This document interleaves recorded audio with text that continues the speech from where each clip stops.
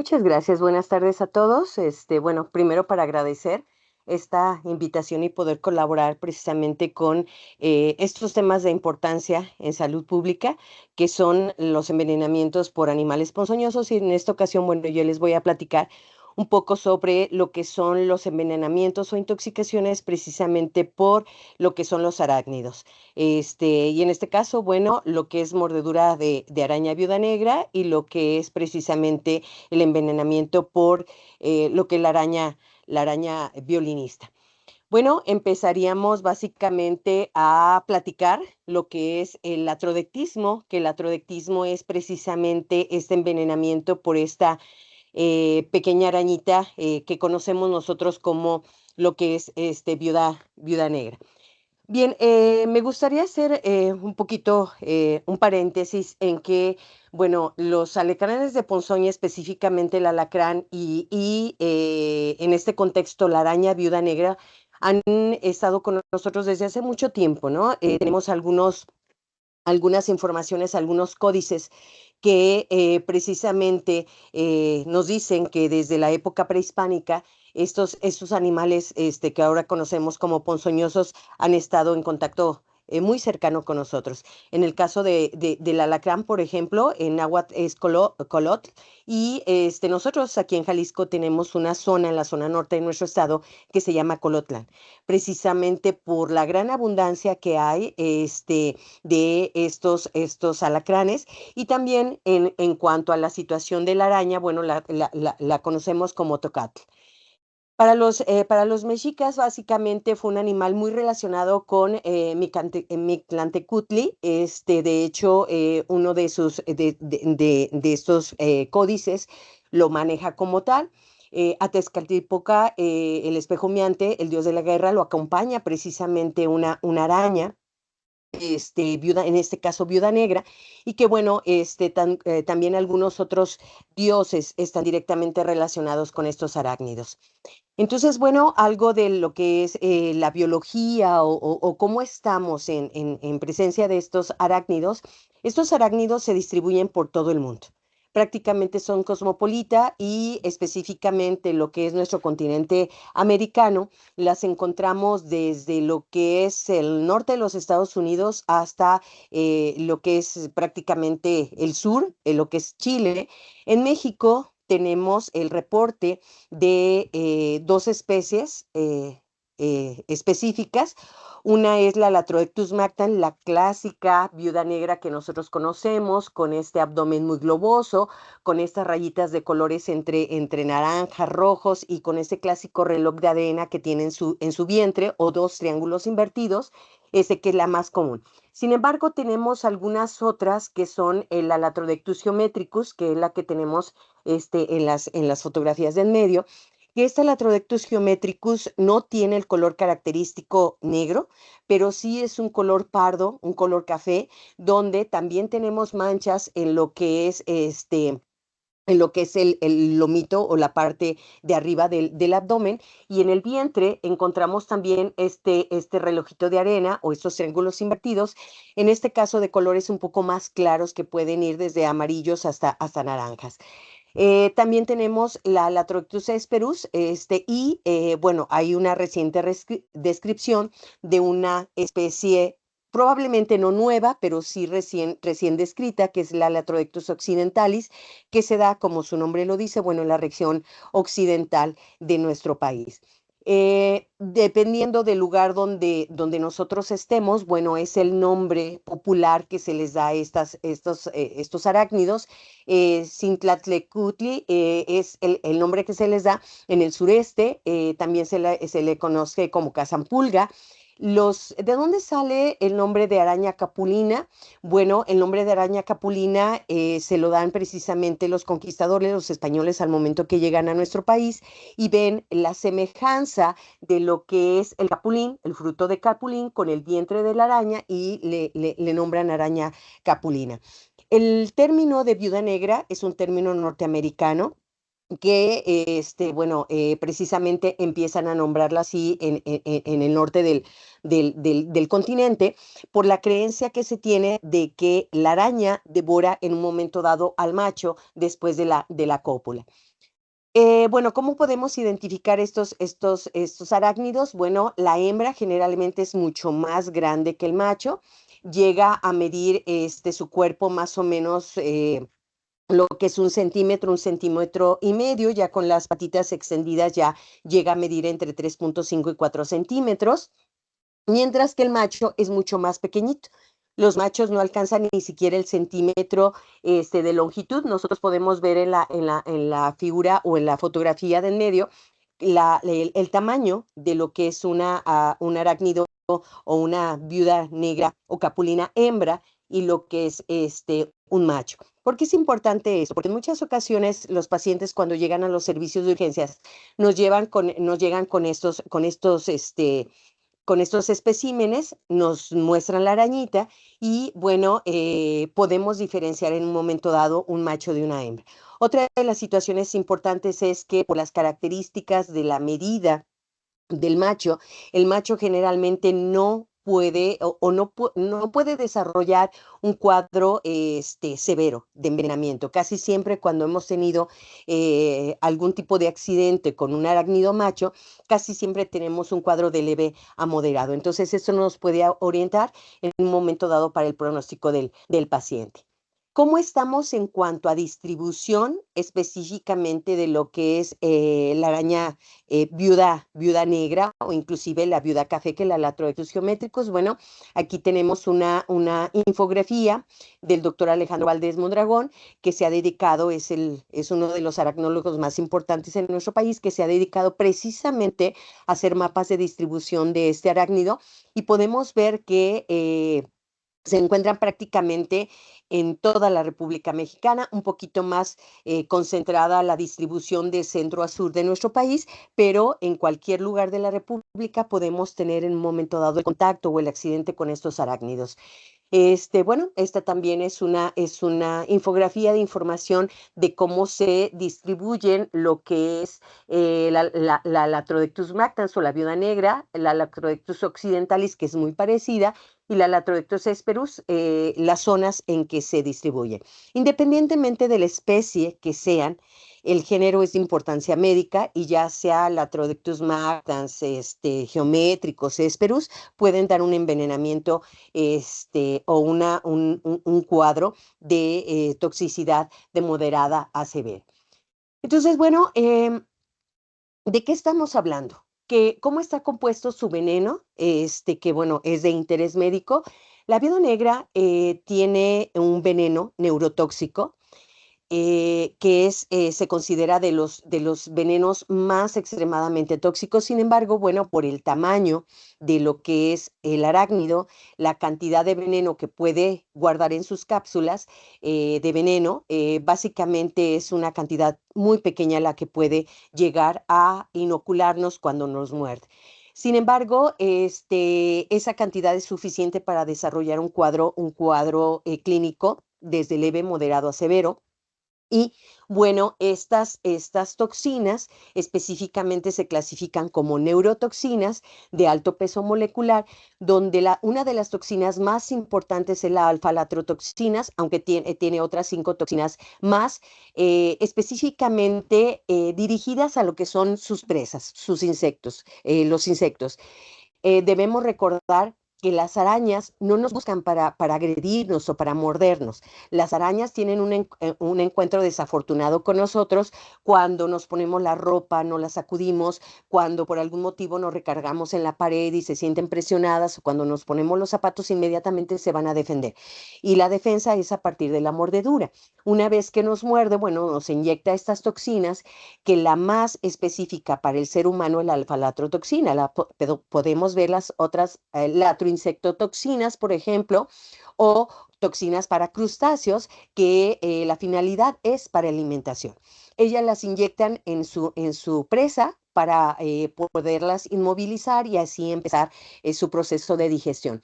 Entonces, la alfa-latrotoxina es específica para animales vertebrados. Obviamente, nosotros nos encontramos como seres humanos en esta clasificación y que nos da una sintomatología que ya decíamos puede ser leve, moderada o severa, depende mucho de la cantidad que el arácnido haya tenido en sus glándulas de veneno al momento de mordernos. Entonces, bueno, esto rara vez pone en riesgo la vida porque es una cantidad muy pequeña, pero sí nos da una neurotoxicidad importante que tenemos que identificar. El cuadro clínico básicamente es a nivel neuromuscular, que se va a clasificar por espasmos musculares severos, que bueno, ahorita vamos a ir desglosando un poco más. Entonces, bueno, esta alfa-lactotoxina, ¿a dónde o a qué nivel actúa? A nivel de lo que es la placa presináptica. Se une básicamente a los receptores de la placa neuromuscular, induce la formación de canales de calcio y otros cationes monovalentes y hace una liberación masiva de neurotransmisores. Ojo con esto, porque aquí nos está diciendo que el calcio en un momento dado interviene en el envenenamiento y anteriormente, hace algunos años, inclusive antes de que salieran los saboterápicos, la terapéutica aplicada era precisamente la aplicación de calcio. Ahora sabemos que si nosotros metemos calcio en un envenenamiento, bueno, podemos provocar más contractura muscular. Entonces, bueno, ¿qué hace este neurotransmisor? Específicamente estimula de manera excesiva la placa neuromotora, lo que nos lleva a esas manifestaciones clínicas clásicas de lo que es el atrodectismo.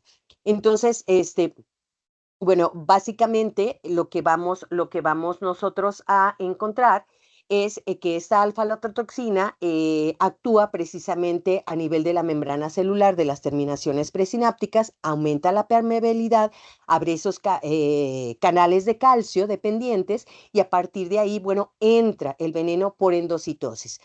Hay una excesiva liberación de acetilcolina y norepinefrina que, bueno, está inundando estas placas neuromusculares y no se puede reabsorber. Inhibe hasta cierto punto su captura, que nos va a llevar a este cuadro clínico.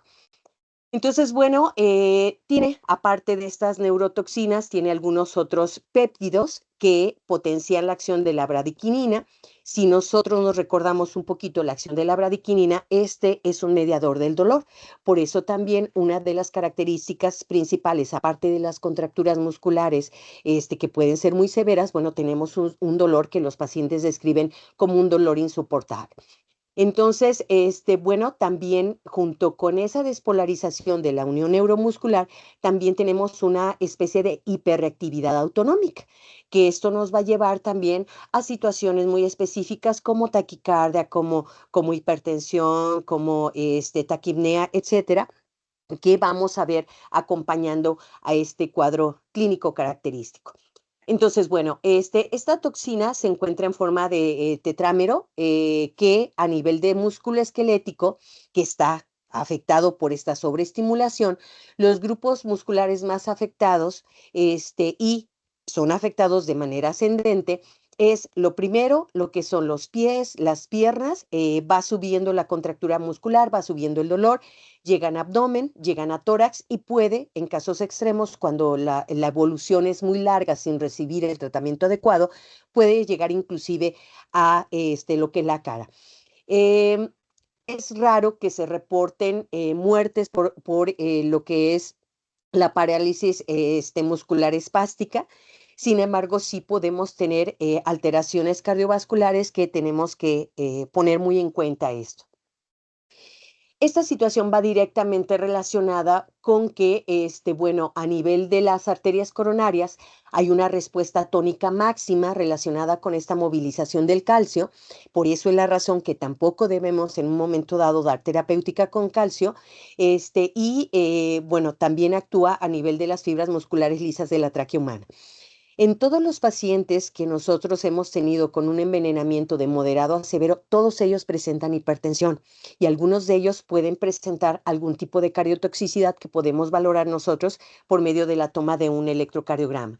Entonces, bueno, esta participación activa del calcio con esa tensión tónica en lo que son arterias coronarias, inclusive en músculo cardíaco, hay que tratar de evitar. Ahora, epidemiológicamente hablando, ¿cómo estamos en la mordedura o el envenenamiento tras la mordedura de la araña viuda negra? Bueno, nosotros hemos registrado, creo que somos el centro toxicológico que más ingresos tiene al año por este envenenamiento. Nosotros hemos cerrado en años anteriores alrededor de 400, 500 mordeduras al año, no todas ellas con una gravedad alta, pero es importante ver el comportamiento epidemiológico de estos arácnidos. Generalmente, estos arácnidos están más activos en los meses de verano, es decir, prácticamente a finales de junio, principios de julio, tenemos un pico alto que empieza a declinar a partir de la temporada de frío. A partir de finales de octubre, a mediados de noviembre, empiezan a disminuir estos accidentes con las arañas viuda negra. Parece ser que también está relacionado con el tipo o el tiempo de reproducción de los arácnidos. Entonces, el pico más alto que nosotros hemos registrado epidemiológicamente hablando es precisamente en parte de verano y otoño. Una vez que empieza el frío, empiezan a disminuir este tipo de situaciones que podemos verlo también caracterizado con otros arácnidos, por ejemplo, el alacrán. El alacrán sabemos que en temporada de calor es mucho más activo. Entonces, bueno, también dentro de estos datos epidemiológicos, vamos a ver que depende de muchos factores en un momento dado el cuadro de severidad relacionados con la edad. No es lo mismo un pequeñito de 2 años mordido por una viuda negra que un paciente de 25, 30 años, cuando su superficie corporal obviamente es mayor. Y bueno, la araña no va a estar volteando a ver cuánto pesa el paciente o qué edad tiene para más o menos inyectarle el veneno. El arácnido, como mecanismo de respuesta, lo que hace es morder y en ocasiones inocular el veneno. Otra de las situaciones que tenemos que tomar en cuenta es, ¿tiene comorbilidades nuestro paciente? Sobre todo en aquellos pacientes hipertensos, en pacientes cardiópatas, hay que vigilar muy de cerca las posibles complicaciones que nos pueda presentar. Ahora, en cuanto a la araña, ¿qué debemos de valorar? Bueno, lo primero, que ya vimos la diferencia entre el tamaño de un arácnido macho, una araña macho y una araña hembra. Bueno, es que la araña hembra tiene una mayor cantidad de capacidad de inocular o de inyectar este veneno. La alimentación previa. En muchas ocasiones dicen, no, es que a mí me picó un alacrán o a mí me mordió una araña y como soy bien curajuro, pues no me hizo. Ojo, no es esto, es que si el arácnido ya comió 2 horas previas a que nos mordiera, básicamente la ámpula de veneno está vacía y lo que nos va a inyectar es poca cantidad de veneno y obviamente no vamos a desarrollar un envenenamiento importante. Y la época del año, bueno, lo acabamos de comentar, básicamente son más activas en verano y otoño, por esta razón tenemos una mayor incidencia. En cuanto a los sitios de la mordedura de viuda negra, eh, prácticamente en todo el cuerpo se pueden dar. ¿Por qué? Porque no es como las serpientes que cuando metemos la mano o estamos cortando algo en el campo o tocamos algo se da en las manos y en los pies. Aquí no. Aquí el arácnido, por ejemplo, nosotros quitamos una ropa del tendedero y nos la ponemos sin sacudirla, puede ser en tórax, puede ser en abdomen, puede ser en espalda, puede ser en cara, inclusive en la cabeza. Es muy variado la localización de la agresión. Ahora, es bien importante nosotros saber de que la araña, cuando muerde específicamente la viuda negra, no nos deja una lesión que podamos observar de manera clara. Un 23, un 25% de los pacientes, dependiendo de la sensibilidad de su piel, van a presentar una zona eritematosa. ¿Sí? ¿Por qué? Porque las arañas son muy pequeñitas y estamos hablando que el arácnido mide de su cuerpo, sin contar las patas, alrededor de 1 centímetro. ¿Cuánto mide la cabeza y cuánto miden los colmillos? Es decir, los colmillos no se van a percibir. Es muy difícil que nosotros podamos observar los colmillos del arácnido en la piel, pero sí podemos tener un halo eritematoso con algo de piloerección, ¿sí? En la zona donde nos mordió ese arácnido. Ahora, otra de las situaciones, dolor. El dolor no es tan importante o tan intenso como lo suele ser en una picadura de alacrán. Inclusive puede pasar desapercibido, es decir, el paciente como que medio sintió algún piquetito, ¿sí? Es que sentí como una especie de aguatitos y que me aguaté y nada más. Entonces, el dolor no es intenso y esto nos puede pasar desapercibido. Entonces, bueno, esto nos lleva a, como diagnóstico, no podemos descartar el diagnóstico de mordedura de viuda negra, solamente porque no tenemos una zona clara de mordedura. Ahora, ¿cómo evolucionan estos pacientes? El envenenamiento es un poco más lento que en el alacrán, muy probablemente por el porcentaje de hialuronidasa que pueden tener los venenos. En la araña puede retrasarse la aparición de los síntomas hasta de 2 a 4 horas posteriores al envenenamiento. Y esto es común porque, por ejemplo, en mi centro toxicológico llega el paciente, lo revisamos, dice, es que hace media hora me picó o me mordió esta araña y nos muestra el arácnido y efectivamente es una viuda negra. Y la cuestión le explicamos, mira, debemos de tenerlo en observación por lo menos de 2 a 4 horas. Y el paciente dice, sí, está bien, pero luego a las 2 horas y media dice, es que ¿sabe qué? Yo ya no siento nada, ¿me puedo ir? Bueno, usted sabrá, mire, estos son los signos de alarma y más tardan en irse que regresarse cuando ya llegan con un cuadro muy florido de contracciones musculares, de dolor, de dificultad respiratoria, etcétera. Entonces, bueno, es importante hacer esta situación, dar este dato. Ahora, cuando tenemos un cuadro muy claro ya de un envenenamiento de moderado a severo, inclusive la bibliografía lo describe como una situación de ansiedad pseudopsicótica. El paciente está lúcido, pero está muy ansioso, precisamente por esas contracturas musculares que induce el envenenamiento y que son generalizadas y que, bueno, si cuando nosotros se nos entume un pie a veces, o nos da un calambre, a veces hasta gritamos, imagínense la situación de una contractura muscular generalizada. Vienen entonces las contracturas musculares que van de la planta de los pies de manera ascendente. Cuando llegan al abdomen, nos da una especie de vientre en madera, es decir, los músculos rectos del abdomen también sufren esta situación de contractura. Vamos a encontrar entonces un vientre duro, ¿sí? No distendido, ojo, como en el alacrán, aquí el vientre está duro, duele mucho, ¿sí? Con una pared abdominal contracturada, de músculos de rectos del abdomen contracturada, y que esto nos lleva a que el paciente, sobre todo el paciente pediátrico, busque una posición tipo fetal para disminuir esta contractura abdominal y adoptan esa posición. En la bibliografía se menciona la cara latrodéctica o la facies latrodéctica o la latrodectísmica. Aquí hay que tener en cuenta que esta facies latrodectísmica se va a dar 8 horas posteriores a la mordedura, no es de manera inicial, es cuando nosotros ya tenemos una distribución sistémica del veneno que empieza a producir un edema en cara. Lo característico son esos párpados, una inflamación de ambos ojos, bipalpebral, tanto párpado superior como inferior, como si la paciente o el paciente hubiera llorado por mucho tiempo y se le hincharon los ojos. Están rubicundos, es decir, están rojos y aparte hay una sudoración profusa impresionante.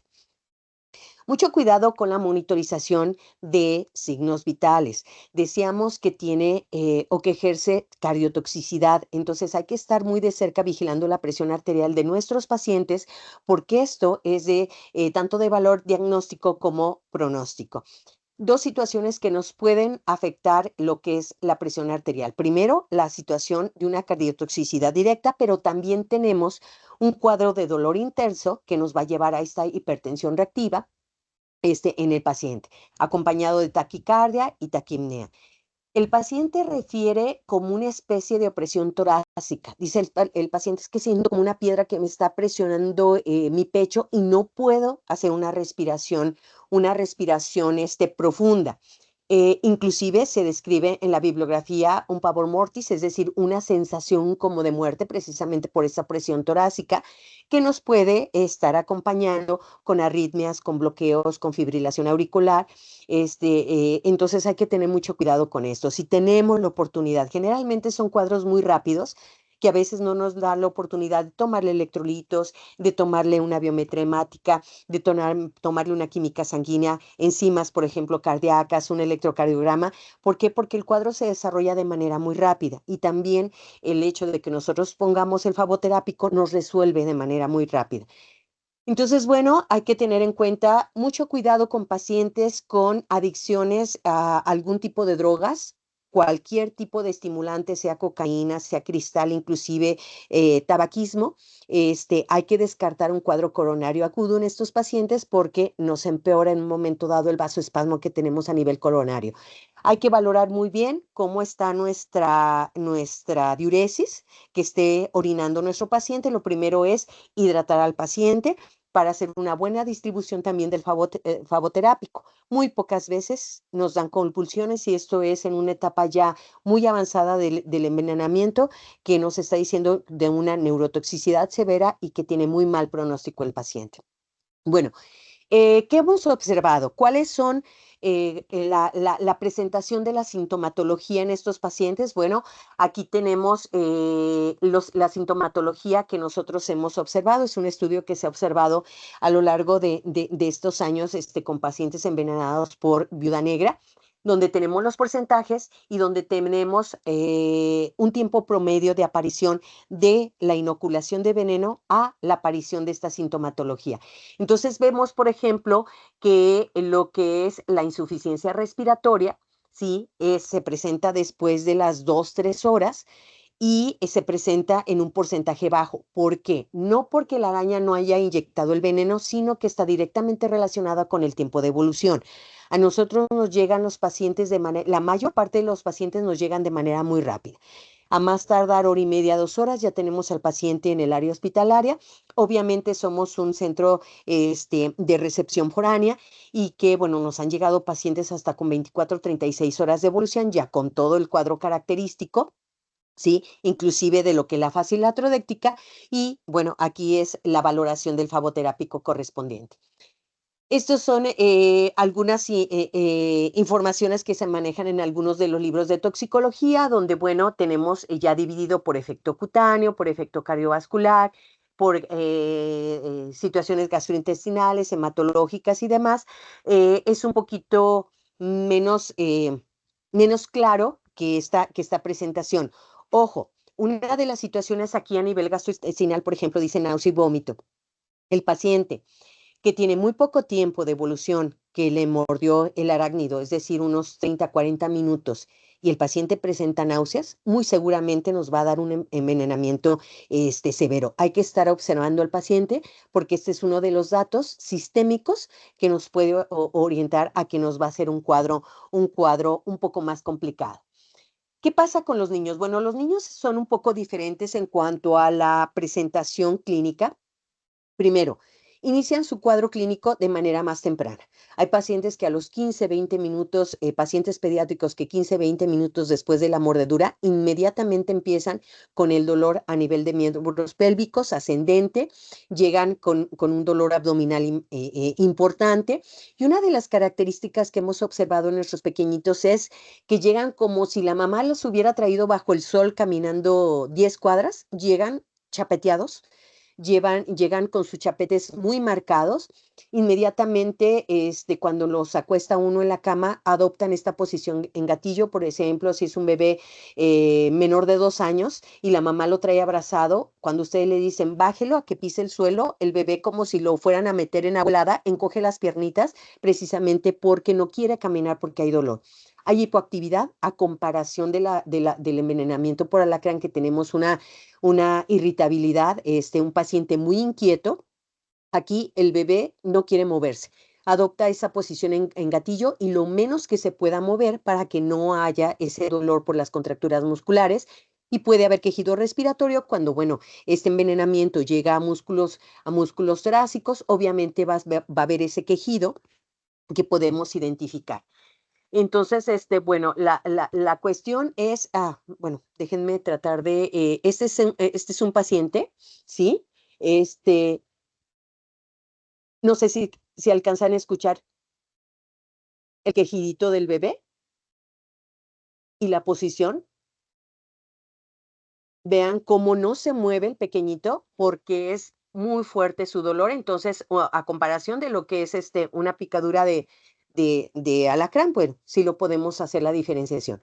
Si nosotros tomáramos nuestros laboratoriales correspondientes en un paciente envenenado por viuda negra, encontraríamos obviamente leucocitosis, como respuesta metabólica al trauma. En algunas ocasiones hay linfopenia, eosinopenia, bajan los linfocitos, bajan los eosinófilos. Es una situación rara en casos muy extremos. En la química sanguínea vamos a encontrar obviamente hiperglucemia. ¿Sí? ¿Por qué? Por esa respuesta metabólica al envenenamiento, al trauma. Podemos tener hiperfosfatemia y podemos tener hipercalemia. Ojo con esto, acuérdense que decíamos que el veneno es calcio dependiente. Podemos tener albuminuria, hematuria, leucocitos en orina, cilindros en orina. ¿Por qué? Porque, bueno, esa contractura muscular nos puede llevar a una rhabdomiólisis, que es raro. Eso se presenta ya en 36, 48 horas de evolución sin un faboterápico, y eso nos puede llevar a una situación renal. Entonces, en el electrocardiograma, ¿qué podemos observar? Inicialmente taquicardia, podemos ver arritmias, podemos ver fibrilaciones o bloqueos, pero en casos raros. Pero siempre hay que estar teniendo en cuenta este tipo de situaciones. Inversión de la onda T, alteración del segmento ST o prolongación del mismo. Cuando tenemos pacientes, por ejemplo, adictos a cocaína o a cristal, que ya tienen algún tipo de cardiotoxicidad y que podemos tener un empeoramiento de estos síntomas. Complicaciones, ojo con esto, vigilar muy de cerca la presión arterial. La presión arterial promedio en nuestros pacientes adultos llegó a 211 sobre 175, y de los pequeños la más alta registrada es de 157/92, es decir, cuadros de hipertensión severa que hay que estar vigilando en un momento dado para dar un tratamiento que nos ayude también a controlar esa crisis hipertensiva. Rhabdomiólisis solamente en aquellos pacientes que llegan ya después de 6, 8 horas de evolución y que empiezan a tener una destrucción muscular precisamente por esta contractura permanente de los músculos. Insuficiencia renal, bueno, es precisamente secundaria esa rhabdomiólisis, donde hay obstrucción tubular, vasoconstricción y daño oxidativo, que al menos en los pacientes que nosotros hemos tratado no hemos tenido ninguno. Sin embargo, sí está reportado en la bibliografía. Bueno, se han reportado casos en la bibliografía de miocarditis tóxica. Ojo con esto, en México no se han reportado porque probablemente no los hemos documentado adecuadamente. El paciente cede su sintomatología, ya no tiene contracturas y lo mandamos a su casa y nos olvidamos de darle seguimiento en un momento dado a un músculo cardíaco. Hay varios artículos que reportan esta miocarditis tóxica, con lo cual hay que tener mucho cuidado del seguimiento de nuestros pacientes. Casi todas ellas son reversibles.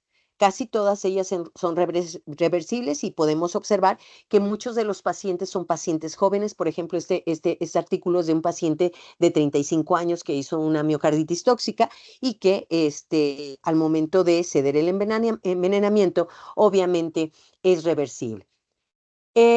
¿Cómo se maneja o qué vemos nosotros en las guías de práctica clínica? Básicamente, lo primero que tenemos que hacer para dar la terapéutica es saber qué grado de envenenamiento tiene nuestro paciente. ¿Es un envenenamiento leve? ¿Es un envenenamiento moderado? ¿Es un envenenamiento grave? Bueno, de acuerdo a esto, vamos primero a establecer nuestros grados de toxicidad. Posterior a esto, bueno, si tenemos la facilidad de tomar para clínicos biometría, química, electrocardiograma, electrolitos séricos, etcétera, hay que hacerlo. Pero hay que ingresar al paciente a urgencias, hay que tratar de hacer lo posible que se relaje, aunque es un poquito difícil. En la guía se maneja diazepam. Ojo, nosotros casi nunca manejamos el diazepam. Lo primero que manejamos es la hidratación, el faboterápico, y posteriormente manejar algún otro tipo de terapéutica. Aquí, fíjense cómo manejan primero diazepam, tramadol, por ejemplo, que es un analgésico tipo opiáceo, toxina antitetánica, y hasta en cuarto lugar el faboterápico. Yo les invito a que inviertan esta terapéutica y que primero sea la canalización del paciente, hidratación y el faboterápico. Una vez que haga efecto el faboterápico, bueno, ya valoramos si hay necesidad de poner algún otro medicamento, porque casi siempre cede con todo el cuadro clínico con el puro faboterápico. Ok, ¿qué tenemos que hacer? El ABC. Como en todas nuestras urgencias, lo primero tenemos que hacer es valorar vía aérea, valorar ventilación, valorar circulación. En un momento dado, aplicar soluciones endovenosas, cristaloides y aplicar el faboterápico. Si no tenemos, ojo, este tratamiento que les estoy presentando en esta diapositiva es solamente si no tenemos el faboterápico. Si tenemos el faboterápico después del ABC y canalización del paciente, inmediatamente la aplicación, pero no en todos los servicios de urgencia no tenemos, no en todos los centros de salud los tenemos y sí nos pueden llegar estos cuadros. Entonces, ¿qué vamos a valorar?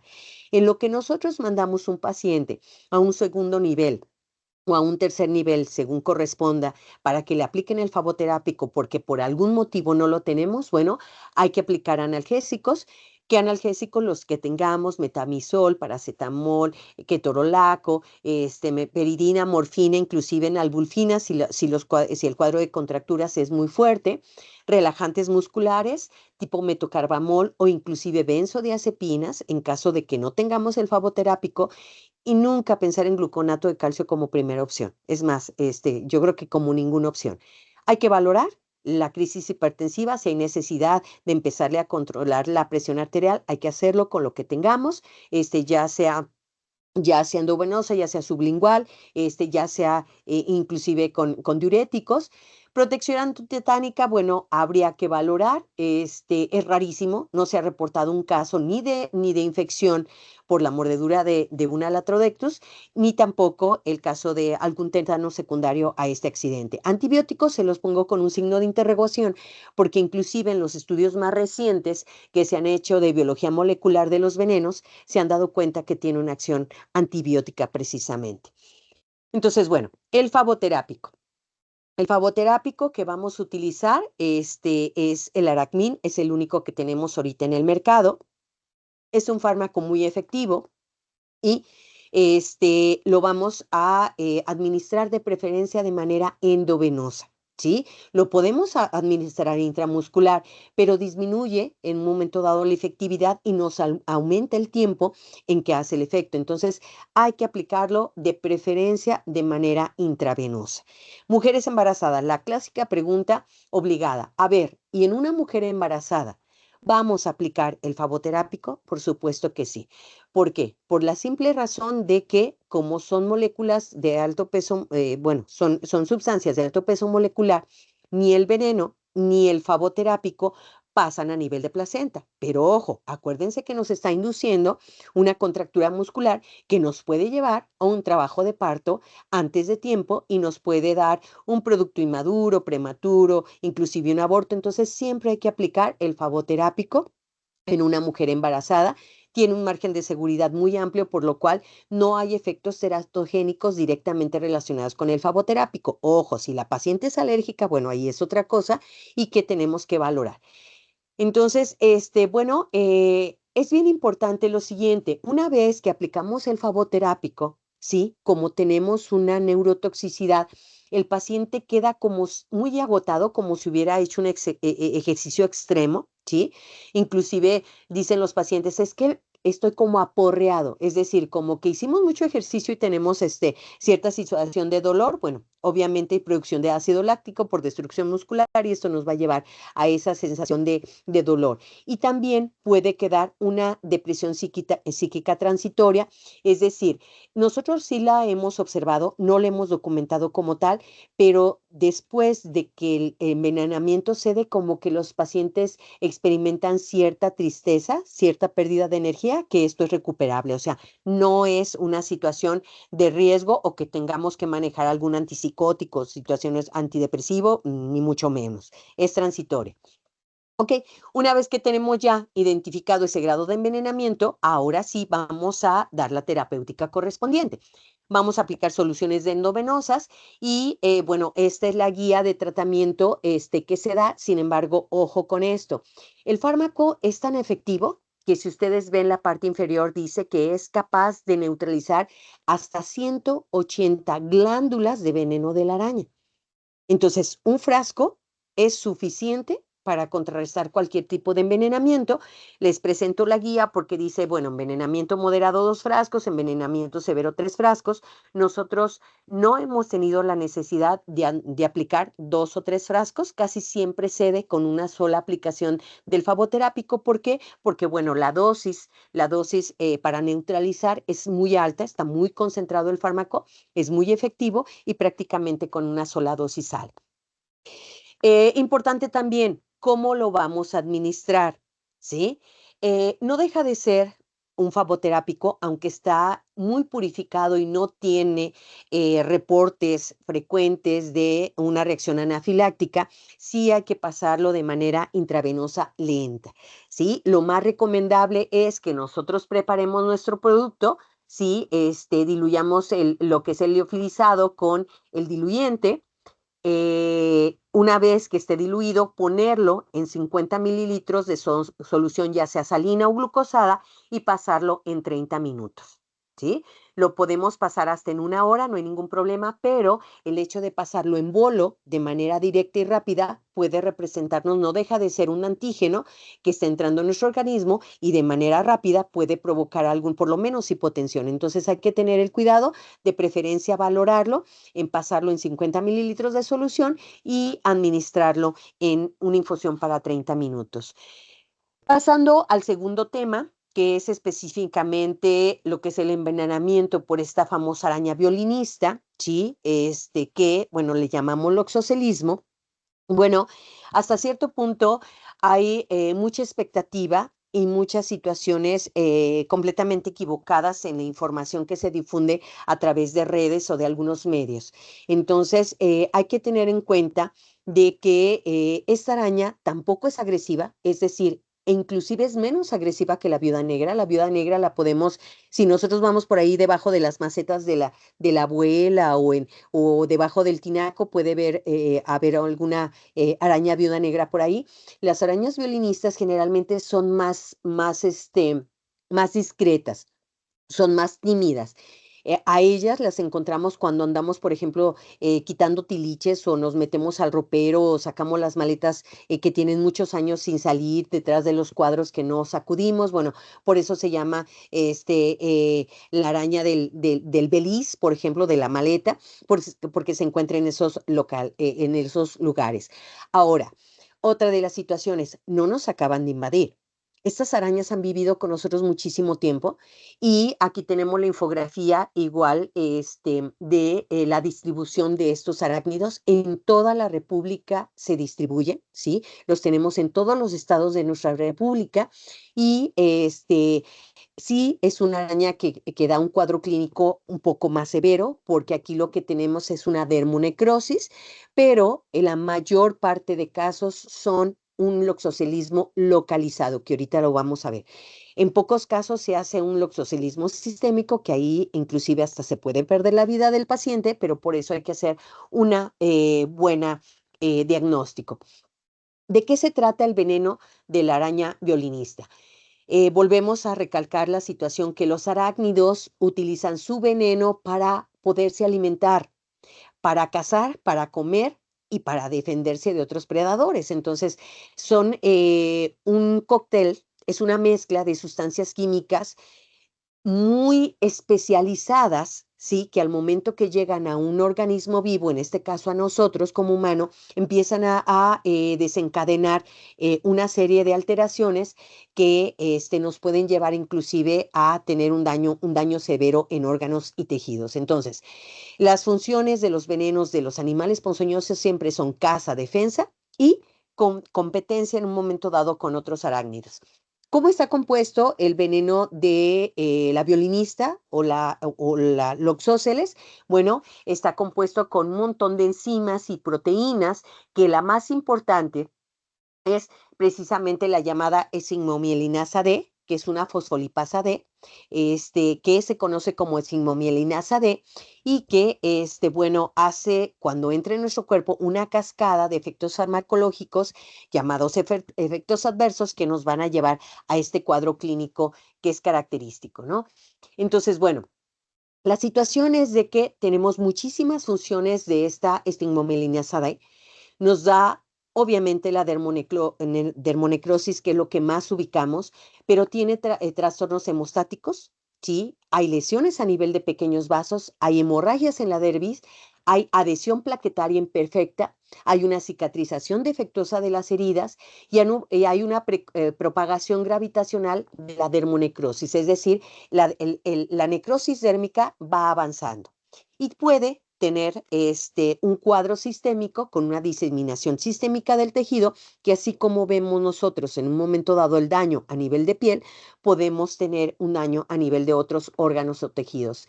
Entonces, el veneno, la sustancia mejor caracterizada es precisamente lo que es la esfingomielinasa D, que nos da estas manifestaciones clínicas que decíamos: dermonecrosis, agregación plaquetaria, actividades hemolíticas, etcétera.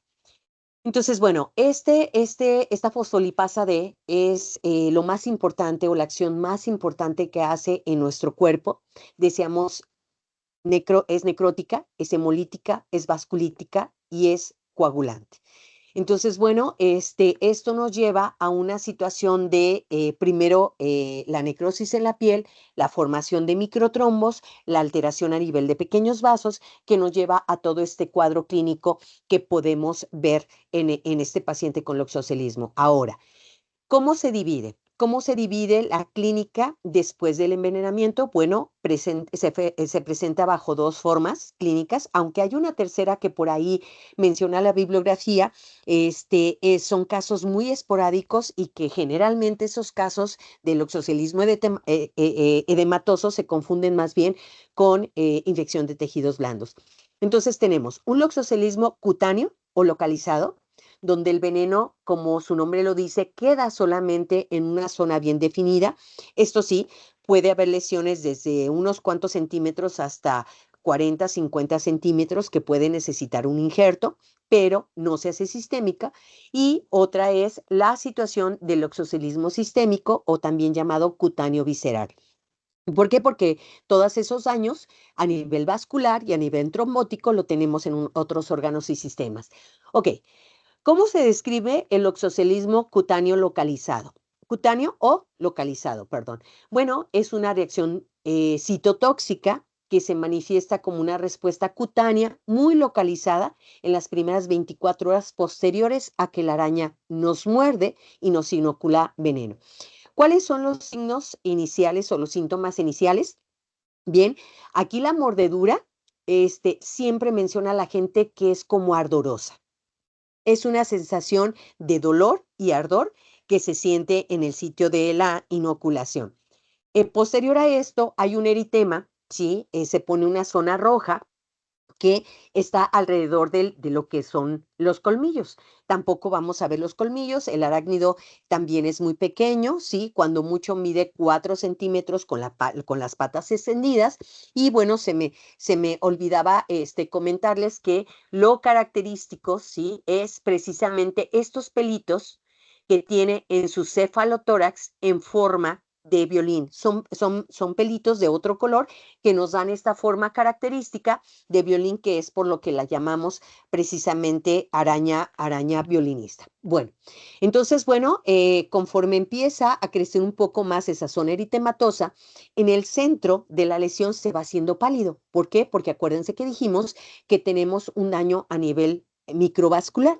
Entonces, esa zona se queda sin lo que es la irrigación sanguínea, va a empezar a estarse pálida. Alrededor de esta palidez, ¿sí? De esta palidez céntrica, empezamos a tener una zona isquémica y posterior una zona eritematosa. Esta es la famosa signo de la bandera, o esta es la placa libeloide que le encontramos en mucha bibliografía. Entonces, esa es la característica. Esto, después de presentar esa placa libeloide, básicamente se va haciendo una ulceración. Esta ulceración al cabo de 3 a 7 días posteriores, esta ulceración tiene una costra, una placa, ¿sí? Una placa, una escara que cubre esa lesión, y que si nosotros la quitamos, va a tener una ulceración limpia. Esta escara se desprende sola de 3 a 6 semanas y cede el dolor y empieza en un momento dado a cicatrizar. ¿Debemos o no debemos poner un flavoterápico específico como lo es el Reclusmin? Obviamente sí. ¿Por qué? Por dos situaciones. Primero, porque no sabemos si este paciente nos va a pasar a hacer un loxocelismo sistémico. Y la segunda situación, aunque se quede en un loxocelismo localizado, hay que tratar de disminuir precisamente esta zona necrótica. Entonces, este se va a valorar. ¿Qué va a pasar en un paciente cuando el veneno pasa a ser sistémico? ¿Sí? Menos del 10% de la totalidad de estas agresiones o de estos accidentes llegan a ser sistémicos. Esto nos lleva a este cuadro del oxocilismo sistémico cutáneo visceral, donde en esas primeras 24 horas, esa placa, esa lesión que ya fuimos describiendo, cómo va cambiando, inicialmente eritematosa, después el centro pálido, con algo de isquemia alrededor de ese centro pálido y eritema, básicamente se le van a agregar síntomas sistémicos. ¿Cuáles son estos síntomas sistémicos? Bueno, de 24 a las 48 horas posteriores, el paciente puede presentar fiebre, ¿sí? Va a presentar escalofríos, puede presentar debilidad general, hay cefalea, hay náuseas, hay vómitos, hay evacuaciones semilíquidas, hay dolor muscular y puede en horas posteriores presentar una especie de exantema morbilliforme. Ojo, no todos los pacientes llevan esta secuencia en la sintomatología, ¿sí? No todos los pacientes, por ejemplo, presentan un exantema morbilliforme, pero sí hay que estar muy al cuidado de esto, sobre todo cuando el paciente nos dice, es que no sé qué me picó y empieza con esta sintomatología. Ahora, si esto sigue su curso, si el envenenamiento sigue su curso, vamos a tener alteraciones orgánicas como hemólisis intravascular, daño hepático, daño renal, alteraciones a nivel del sistema nervioso y ya en etapas finales, lo que es coagulación intravascular diseminada, que nos lleva al daño orgánico múltiple y lo que es la muerte del paciente. Aquí tenemos un esquema que fue publicado en un caso clínico en una revista científica de Bogotá, donde tenemos el veneno de los loxóceles de manera inicial, posteriormente, bueno, toda la cascada de eventos que se dan. Tenemos un cuerpo extraño. Aquí la participación del sistema inmunológico es bien importante porque hay una tormenta de citocinas, hay liberación de interleucina 6, de 8, interleucina 10, factor de necrosis tumoral, interferón, que nos va a llevar a toda esa cascada de daño. Es decir, una parte está hecha directamente por las enzimas o las toxinas de veneno, pero la otra parte está mediada por sistema inmunológico, que a final de cuentas esta combinación de envenenamiento con una respuesta inflamatoria sistémica nos va a llevar a ese daño orgánico múltiple, donde lo que más resalta precisamente es la dermonecrosis, pero no es la única porque tenemos nosotros la situación de la sigmomilinasa D que nos lleva a la activación de complemento, quimiotaxis de polimorfonucleares, plaquetas, lisis de sigmomielina a nivel de glóbulo rojo que nos va a llevar un daño sistémico, hay vasculitis, también por otro lado hay producción de óxido nítrico con relajación muscular de los endotelios que nos lleva a un choque endotóxico, la formación de zonas isquémicas, perdón, y de trombos, que bueno, esto obviamente nos va a dar un cuadro muy complicado, que hay que manejar de manera rápida, inicial. Este es un resumen de los mediadores químicos liberados en el envenenamiento por loxóceles, es decir, lo que estimula el veneno dentro de nuestro cuerpo. Y si ustedes se dan cuenta, bueno, tenemos una situación importante de participación de interleucinas, de óxido nítrico, de factor de necrosis tumoral, etcétera. Entonces, bueno, esto nos lleva a un daño mixto. Entonces, el evento más importante del oxocelismo sistémico es la hemólisis intravascular masiva que comienza a hacerse evidente a las 12, por lo menos en casos tempranos, a las 12 horas de ocurrida la mordedura, junto con los daños o con los síntomas iniciales que teníamos, se va agregando todo este proceso. Obviamente si tenemos hemólisis, vamos a tener una anemia hemolítica aguda. Puede haber ictericia. ¿Por qué? Porque, bueno, al momento de romperse el eritrocito, liberación de bilirrubina, hay palidez, hay cianosis, puede haber hipotensión, puede haber hemoglobina en orina, hay hematuria, puede haber el compromiso de la conciencia en grado variable, ¿sí? Puede desarrollar el paciente necrosis tubular aguda, insuficiencia renal, nefropatías, rabdomiólisis, hemólisis y demás. Todo esto en un lapso aproximado de 7 a 10 días, donde llega el daño orgánico a ser muy evidente y que pues obviamente nos puede llevar a la muerte del paciente. Esta pequeña tablita es una tablita comparativa del oxocelismo, lo que es dermonecrótico o localizado y lo que es el sistémico, donde a partir de las 24 horas posteriores a la mordedura, aparte de esos datos localizados en piel, bueno, tenemos que vigilar la presencia de todas estas sintomatologías que ya habíamos comentado: la fiebre, la náusea, el vómito, hematuria, el avance de la lesión, la coagulación intravascular, etcétera. Entonces, bueno, aquí les dejo un cuadro comparativo de lo que es la envenenamiento por lo que es la araña capulina, ¿sí?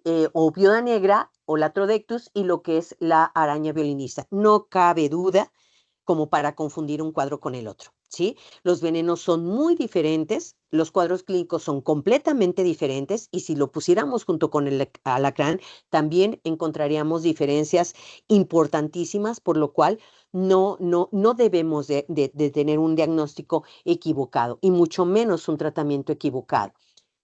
Diagnóstico, bueno, ahí es donde entramos a el problema más grande, ¿sí? ¿Por qué? Porque muchas infecciones de tejidos blandos nos pueden simular un loxocelismo, ¿sí? O al revés. Entonces, la situación es de que para tener un diagnóstico definitivo es complejo. Muy pocas veces lo llegamos a tener.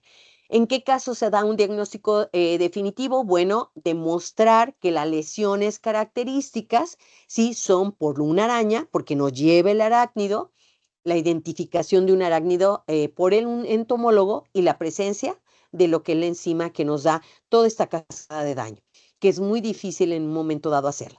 Inicialmente quisieron sacar una tira reactiva, después quisieron sacar una ELISA. Hasta el momento no tenemos un estudio específico para poder demostrar que ese paciente con dermonecrosis tiene un loxocelismo o es a consecuencia de una mordedura de un arácnido tipo loxóceles.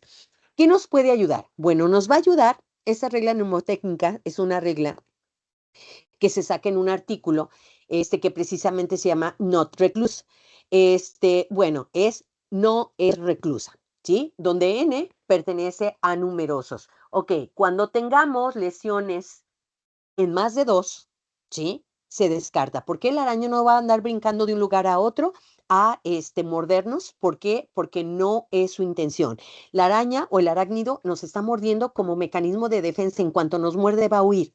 No se va a pasar de una pierna a brincarla a la otra para mordernos. Entonces, cuando tengamos más de 2 lesiones, se descarta el oxocelismo.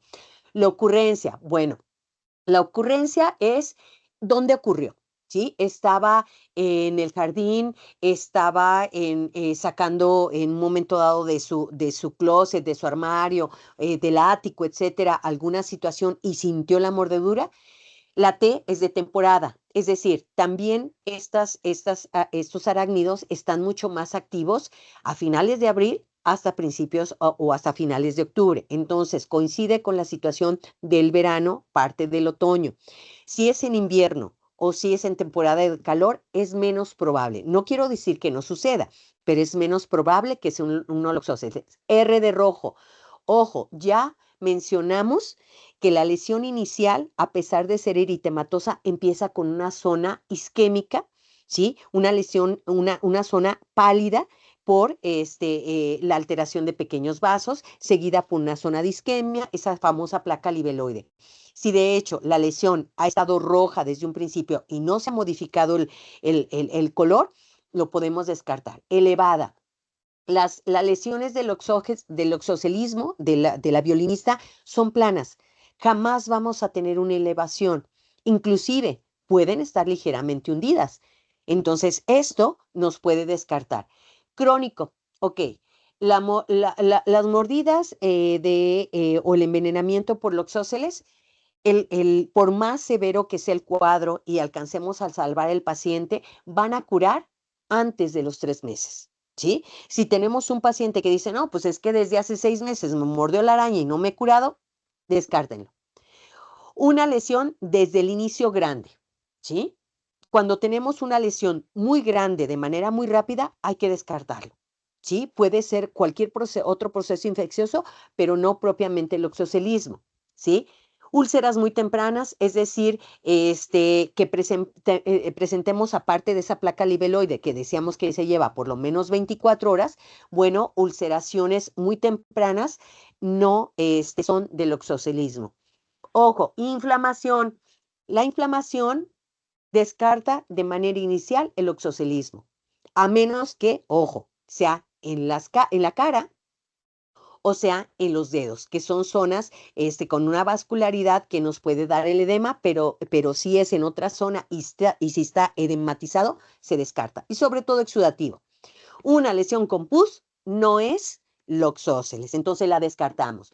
¿Qué exámenes de laboratorio vamos a tener? Bueno, hay que tomar exámenes laboratoriales, los de rutina, biometría hemática, examen general de orina, tiempos de coagulación y sangrado, o tiempos de protrombina y tromboplastina, función renal y CPK, ¿sí? Creatinfosfoquinasa para ver si hay daño muscular. Obviamente vamos a tener alteraciones. Puede haber leucocitosis de manera inicial. La leucocitosis no pasa de 15 a 17,000 como respuesta metabólica al trauma. Si tenemos una leucocitosis de 30,000, obviamente puede ser un proceso infeccioso, sobre todo revisando los neutrófilos que nos pueden dar este indicativo de proceso infeccioso. Hematuria, en casos sistémicos, alteración de tiempos de protrombina y tromboplastina, porque tenemos una hemólisis también, hay que valorar función renal.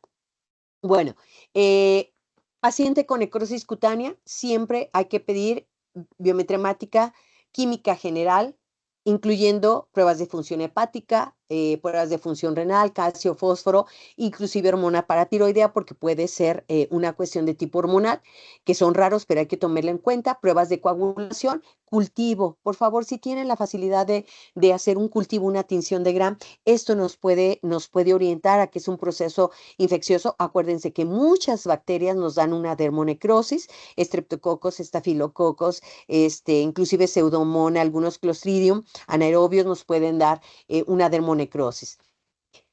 Lo más importante, buscar datos de hemólisis. ¿Y cómo buscamos datos de hemólisis? Hay que solicitar bilirrubina. Generalmente la bilirrubina indirecta está aumentada. Esto nos está indicando que hay una destrucción de eritrocitos, por lo cual se está liberando bilirrubina. Si tenemos la facilidad de pedir aptoglobina, la aptoglobina está disminuida, que es esa proteína que se une a la hemoglobina libre y que va a estar baja. Lactato deshidrogenasa va a estar aumentada. Acuérdense que también cuando tenemos hemólisis, la deshidrogenasa láctica se aumenta. Reticulocitos, sí, porque bueno, hay una hemólisis y obviamente médula va a estar liberando glóbulos rojos inmaduros que podemos hacer el recuento, que nos hagan un recuento de reticulocitos. Entonces, bueno, en el hemograma completo, biometría hemática completa, entonces glóbulos rojos disminuidos, hematócrito disminuido y hemoglobina disminuida porque tenemos una anemia hemolítica. A considerar, bueno, la dermonecrosis en general es un evento que se desarrolla por un estímulo nocivo. Puede ser por la situación que estamos hablando ahorita, por un envenenamiento, puede ser por una oclusión vascular, es decir, ¿qué pasa si tiene una insuficiencia vascular? Nuestro paciente, una insuficiencia vascular periférica nos puede llevar a oclusión vascular que nos va a llevar a una dermonecrosis en el sitio donde esté esta isquemia. Agentes físicos, lo que son traumatismos, quemaduras, congelamiento, radiaciones, descargas eléctricas, etcétera. Agentes químicos, algunos medicamentos nos dan dermonecrosis, algunas drogas recreativas también nos lo da. En el caso de biológicos, bueno, otros hongos o bacterias o virus, reacciones inmunológicas, también algunas enfermedades autoinmunes nos pueden dar dermonecrosis. Entonces, siempre es algo un poquito complicado el diagnóstico definitivo del oxocelismo. Entonces, bueno, ¿qué otros auxiliares? Tinción de Gram, cultivos, deseamos serología de anticuerpos o de antígenos para alguna sospecha de algún proceso infeccioso, prueba de procalcitonina. Acuérdense que la procalcitonina aumenta en infecciones bacterianas graves. ¿Sí? Entonces, la procalcitonina elevada nos va a descartar el oxocilismo, que son las situaciones que podemos verificar. Tratamiento. El tratamiento obviamente va a llevar dos fases. Primero, el control del envenenamiento, es decir, cortar el efecto de la enfingomielinasa D con el flavoterápico específico que es Reclusmin, ¿sí? El Reclusmin nos va a bloquear el efecto del veneno y por otra parte, muy diferente, el cuidado de la herida. La dermonecrosis o el daño que ya hizo a tejidos, el Reclusmin no lo va a recuperar. El Reclusmin lo que va a hacer es, en un momento dado, bloquear el efecto del veneno. Y bueno, para lo demás tenemos que llevar los cuidados de la herida correspondiente. ¿Cómo vamos a aplicarlos? Bueno, este esquema de tratamiento se maneja diferente en niños y en adultos. En niños generalmente, y dependiendo del oxocelismo cutáneo o localizado, vamos a poner de 1 a 2 viales. En el adulto 1, en el pequeño vamos a poner 2. ¿Por qué? Porque la superficie corporal obviamente es menor y la acción del veneno puede ser, o el efecto dermonecrótico puede ser mayor. Y en adultos nos vamos a ir con 2 viales o 2 ámpulas cuando es un loxocelismo sistémico y 4 en lo que es en paciente pediátrico. Y hay que verificar toda esta evolución. Inmediatamente cuando nosotros ponemos el flavoterápico, a las pocas horas la lesión deja de crecer y empieza a tender a normalizarse, obviamente con los cuidados correspondientes. ¿Qué tratamientos sintomáticos? Bueno, hay un montón de tratamientos sintomáticos, pero no vamos a tratar al paciente con medicamentos que no son el flavoterápico, sobre todo en el caso sistémico, porque no nos van a funcionar. Cuidado local de la herida.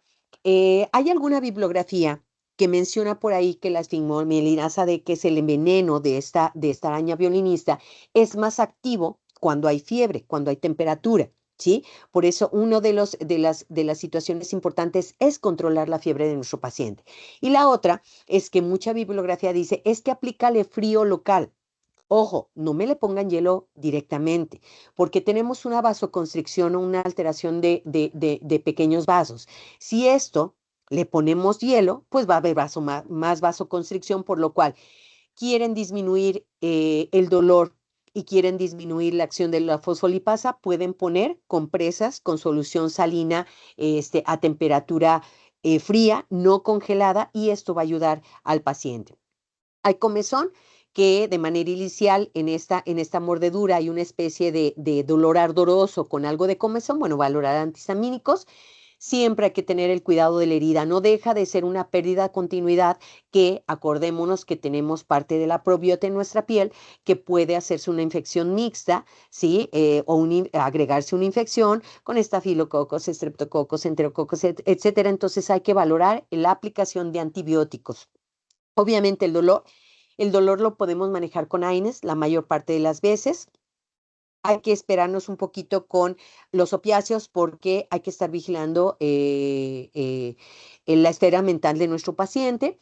Y ojo con esto, no hacer aseo quirúrgico hasta que el envenenamiento se haya parado. Una vez que nosotros cesamos el envenenamiento, ahora sí, haz intervención en tu herida para que debrides, para que hagas un aseo quirúrgico o valores un injerto. Mientras el envenenamiento esté activo, de nada le va a servir amputar la pierna o el brazo a ese paciente, sobre todo si es sistémico, porque no vamos a parar el envenenamiento.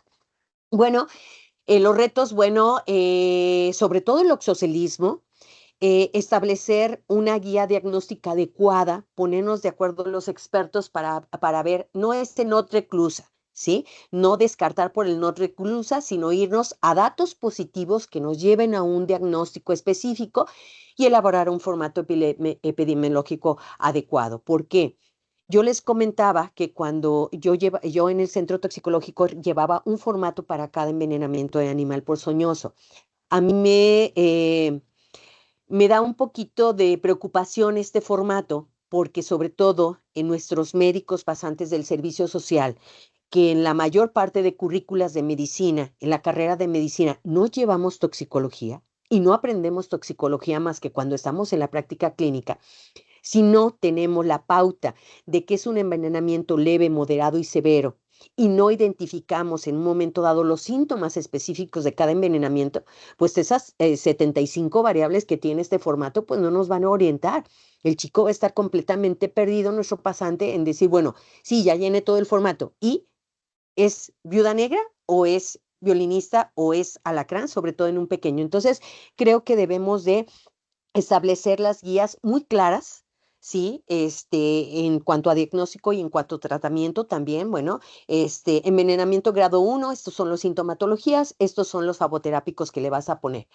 Y otra de las situaciones, redes sociales, mucho cuidado con lo que se está manejando redes sociales. Aquí son dos casos que se publicaron en Facebook, donde, bueno, uno de ellos, el de la fotografía de su lado izquierdo, dice que como andaba como placa de tráiler hasta atrás de alcohol, que por eso el médico le dijo que no le había hecho envenenamiento. Ojo con esto. Son situaciones que debemos de tener mucho cuidado. Y del lado derecho fue de un paciente que se comunicó con este cineasta, con Guillermo del Toro, y que Guillermo del Toro publica que el antídoto solo hace efecto durante las primeras horas. Esto es falso. Si a las 36, a las 48 horas hay necesidad de poner el faboterápico, sea de serpiente, sea de violinista, sea de viuda negra, hay que ponerlo. ¿Sí? Sí, es cierto, cada veneno tiene su vida media. Y los venenos, específicamente de los arácnidos, de la viuda negra, no va más allá de 48 horas y de los loxóceles no va más allá de 120 horas, pero bueno, ¿sí? Hay que valorar si hay necesidad del antídoto, y les voy a comentar en específico un paciente con latrodectismo, es decir, un pacientito de la tercera edad que me llegó de 82 años de edad, que anduvo 3 años peregrinando por un montón de hospitales para que le pusieran el aracní. Llega conmigo después de 3 días y el paciente todavía con contracturas musculares severas. Le aplico el faboterápico, en 4 a 6 horas cede. Ojo, que en el latrodectismo generalmente a los 15 minutos ya tenemos respuesta, pero bueno, como el veneno ya había entrado a otros espacios, a linfa y a otros espacios, fuera de la circulación sanguínea, bueno, tarda más en hacer efecto, pero el paciente me agradeció infinitamente porque le había quitado los dolores musculares y de articulaciones. Entonces, hay que valorar muy bien a nuestros pacientes. Ante la duda, hay que poner el faboterápico. Y bueno, termino mi presentación con cómo vamos a prevenir, ¿sí? Inclusive nosotros como personal de salud, ¿cuántas veces se nos hace tarde en la mañana y de repente saltamos de la cama y nos ponemos los zapatos sin revisarlos? Bueno, siempre tener la costumbre de cuando lleguemos muy cansados, sacudir nuestra cama, sacudir nuestra pijama, sacudir la ropa que nos vamos a poner, la toalla con la que nos vamos a secar la piel al momento de bañarnos, etcétera. Si vamos a desentilichar, a quitar tiliches, a quitar cacharros, ¿sí? Hay que ponernos guantes, hay que ponernos manga larga para este tipo de cuestiones. La limpieza. Sí, el hecho de que nosotros limpiemos y pongamos alguna sustancia, por ejemplo, vinagre o aromatizantes, que ya ahorita ya no son tan recomendables porque tenemos más contaminación dentro de la casa que fuera. Bueno, por estas sustancias perfumadas, pero sí tener un buen aseo. Siempre alejar camas y ventanas, camas de paredes o ventanas por donde pueda el aire llevar alguno de estos arácnidos. Y bueno, mover con algún palo o algo lo que vayamos a ladrillos, leña, ropa, etcétera, antes de. Otra de las situaciones importantes, remedios caseros o remedios que no sepamos. Aquí les pongo dos ejemplos. de pacientes que me llevaron, es que fíjense que me mordió, me picó un alacrán o me mordió una araña y me dijeron que me tomara esto, ¿no? Esto, es, como pueden ver ustedes aquí en la descripción, básicamente sirve para serpientes, sirve para picaduras de araña capulina, violeta negra, que me las ponen separadas cuando la misma violinista y demás arañas venenosas, ¿no? Entonces, avispas, abejas, abejas africanas, serpientes, o sea, no, estos productos milagros no sirven. Este es otro de los productos, sí, que supuestamente tiene una permiso por Zagarpa, cuando sirve para lo que es serpientes, cuatro narices, coralillos, escorpiones, alacranes, tarántulas, de todo tipo de arácnidos. Entonces, bueno, hay que dudar mucho de esto. ¿Qué no hacer? Importantísimo, ¿qué no hacer en caso de un accidente con animal ponzoñoso? Primero, no torniquete. ¿Sí? No utilicemos torniquete porque esto nos va a dar más hipoxia tisular y nos va a complicar el cuadro. Tampoco incisiones. El veneno es tan rápido que puede pasar a sangre en cuestión de minutos, por lo cual el hecho de desangrar a nuestro paciente no nos va a servir. Tampoco la succión. En muchas ocasiones, en las tiendas de camping, cuando nos vamos de campamento, nos venden estos succionadores, que no sirven absolutamente de nada por la misma razón. El veneno pasa rápidamente a sangre, en el caso del alacrán, de la serpiente y de la araña viuda negra, por lo cual el hacer succión no nos va a servir de mucho. Entonces, bueno, con esto termino. Muchísimas gracias. Yo sé que tenemos fobias a las arañas, pero por favor, ubíquenmelas, no sean malitos, porque si acabamos con todas las arañas del mundo, nos vamos a llenar de cucarachas y de otras plagas nocivas. Muchas gracias.